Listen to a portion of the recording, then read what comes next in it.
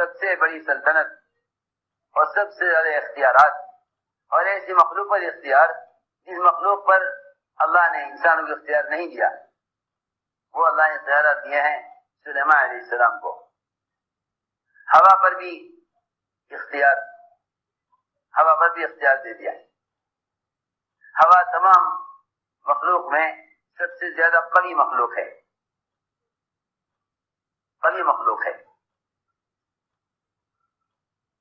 اللہ تعالی نے سلیمان علیہ السلام کے لیے ہوا کو بھی مسخر کر دیا،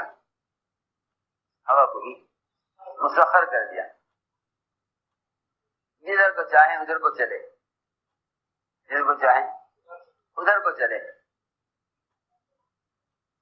اللہ نے ہوا کو ان کے لیے مسخر کر دیا، جدھر کو چاہیں ادھر کو چلے۔ اللہ اکبر۔ اللہ تعالیٰ کا جو فضل ہوتا ہے نا، اللہ کا فضل وہ امتحان کے لیے ہے، اطمینان کے لیے نہیں ہے۔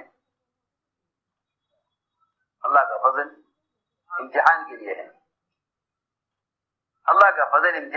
ہے، کہ ہم نے سلیمان علیہ السلام کو جو کچھ بھی دیا ہے ان کے امتحان کے لیے دیا ہے۔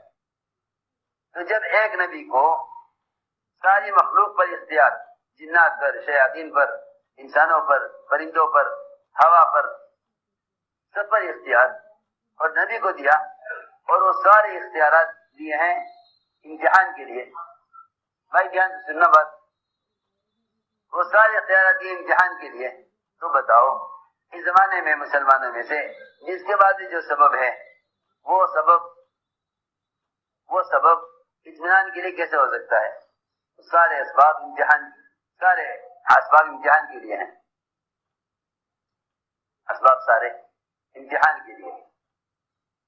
سلیمان علیہ السلام سے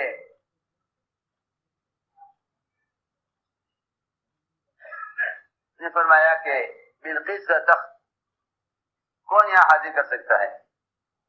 ایک نے کہا کہ آپ اپنے مجلس سے کھڑے نہیں ہوں گے کہ تخت آ جائے گا۔ دوسرے نے کہا نہیں، یہ تو بہت دیر ہے، آپ پلک جھپکیے، آنکھ جھپکیے، تخت آ جائے گا۔ یہ وہ تخت سامنے آ گیا تو فرمایا ھذا من فضل ربی لیبلونی، فلما رآہ مستقرا قال ھذا من فضل ربی، یہ میرا رب کا فضل ہے میری آزمائش کے لیے،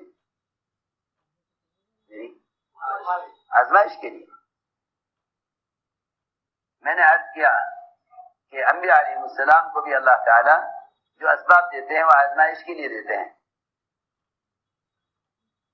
میرے رب کا فضل ہے میری آزمائش کے لیے۔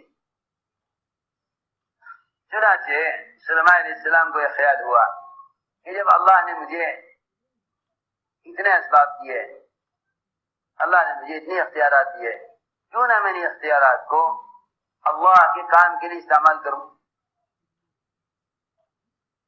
دیکھو بھائی سنو دوستو، ہمیں جو اسباب ملے اللہ کی طرف سے، تجارت کے، زراعت کے، مختلف قسم کی صلاحیتیں، ہم سمجھتے ہیں کہ یہ سارے اسباب محض میری دنیا میں گزارے کے لیے ہیں، محض دنیا میں میرے گزارے کے لیے، حالانکہ اللہ رب العزت ایمان والوں کو دنیا میں اسباب دے کر یہ دیکھنا چاہتے ہیں کہ یہ ان اسباب کو، چاہے وہ اسباب مال کی لائن کے ہوں، یا وہ اسباب عہدے کی لائن کا ہو، یا وہ اسباب تجارت اور زراعت کی لائن کے ہوں، یہ ان اسباب کو میرے حکم پر کتنا استعمال کرتا ہے، میرے دین کی تقاضوں پر کتنا استعمال کرتا ہے۔ سلیمان علیہ السلام کو اللہ نے خوب قوت دی، خوب اسباب دیے، اعلیٰ نسل کی بیویاں دی۔ خیال یہ ہوا کہ کیوں نہ یہ سارے اسباب اللہ کے دین کے لیے اور اس کے راستے کے جہاد کے لیے استعمال ہوں۔ تو خیال یہ آیا کہ اپنی اولاد میں سے 100 مجاہد اللہ کے دین کی محنت کے لیے تیار کروں گا، اپنی اولاد میں سے 100 مجاہد اللہ کے دین کی محنت کے لیے تیار کروں. یہ خیال آیا کہ اپنی اولاد میں سے 100 مجاہد اللہ کے دین کی محنت کے لیے تیار کروں.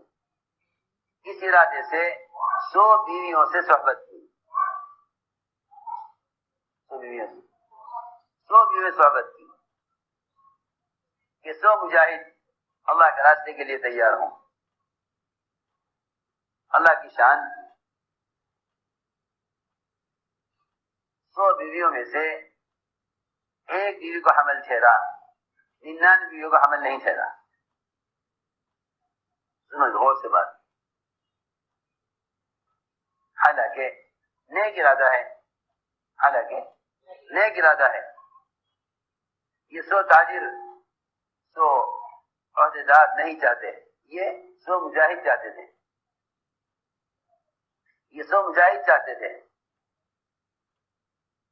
اللہ کی شان, ایک بیوی کو حمل ٹھہرا, 99 بیویوں کو حمل نہیں ٹھہرا.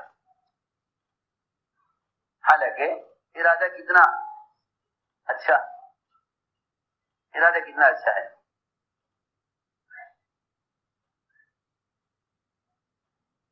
فرشتے نے کہا ارادہ کرنے کا وقت کہ انشاءاللہ کہہ لو, لیکن سلیمان علیہ السلام انشاءاللہ کہنا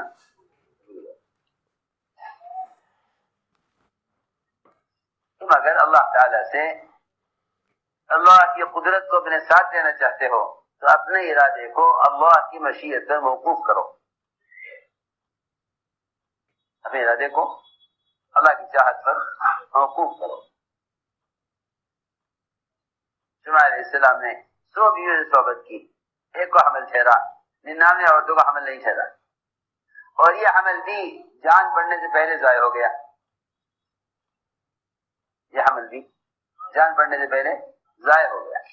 اللہ نے دکھلا دیا کہ تم نے ہماری چاہت پر موقوف کیے بغیر اپنی چاہت سے کام کرنا چاہا. دیکھو بہت دھیان سے بات سنو. تم نے ہماری چاہت پر موقوف کیے بغیر اپنی چاہت سے کام کرنا چاہا. تو 100 بیویوں میں سے ایک کو حمل ٹھہرا, وہ بھی ضائع ہو گیا. دایا نے لا کر وہ گوشت کا لوتھڑا لا کر اس نے کرسی پر ڈال دیا کہ یہ پیدا ہوا ہے. سمجھ گئے سلیمان علیہ السلام کہ اللہ تعالیٰ اس بات سے ناراض ہیں کہ تم نے اپنے ارادے کو ہمارے ارادے پر موقوف کیوں نہیں کیا. سمجھ گئے فوراً سمجھ گئے. فرمایا حضور اکرم صلی اللہ علیہ وسلم نے اگر میرے بھائی سلیمان اس موقع پر انشاءاللہ کہہ لیتے تو 100 کی 100 بیویوں سے بیٹے پیدا ہوتے اور وہ سارے کے سارے ان کی چاہت کے مطابق اللہ کے راستے کے مجاہد, اللہ کے راستے کے گھڑ سوار بنتے. یہ فرمایا. مطلب بات کرنے کا یہ ہے کہ انسان اپنے ارادے میں ناکام کیا جاتا ہے اللہ کے تعارف کے لیے.